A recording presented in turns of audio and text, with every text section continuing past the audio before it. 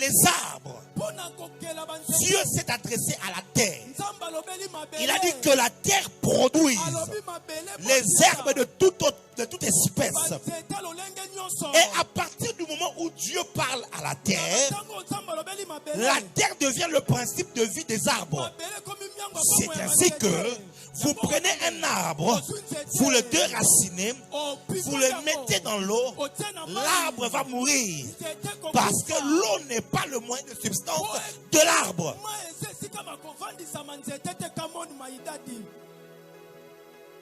Il faut bien comprendre le psaume chapitre 1. Heureux l'homme qui ne marche pas selon le conseil des méchants. Il est comme un arbre planté près d'un courant. Pas dans le courant. Parce que si on le met dans le courant, l'arbre va mourir.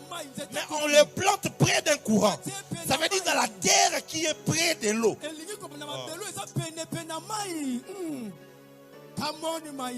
Tu prends les animaux par exemple. Les animaux sont créés le même jour que l'homme. Le même jour, le 6e jour. Mais pour créer les animaux, Dieu s'adresse à la terre. Dieu dit que la terre produise les animaux de toute espèce.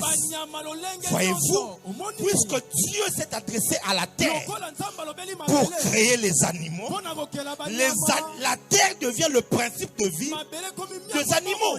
Le lion, aussi puissant qu'il peut être, s'il entre dans l'eau, crocodile peut les manger.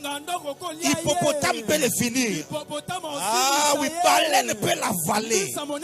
Le lion dans l'eau, il n'a plus d'impact. Le lion dans l'eau, il perd sa force. Parce que l'eau n'est pas le lieu où il va vivre.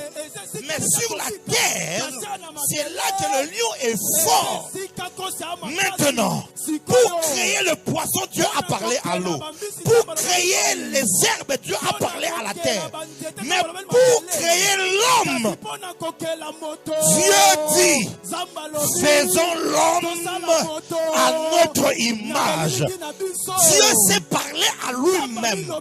Ça veut dire, Dieu est devenu le moyen de substance de l'homme. Sans Dieu, l'homme ne peut pas vivre. Sans la présence de Dieu, l'homme ne peut pas s'évoluer, se développer. Sans Dieu, l'homme va mourir. Il y a dans le cœur de l'homme la pensée de l'éternité. D'où lui est venue la pensée de l'éternité? C'est parce qu'il est créé par un Dieu éternel.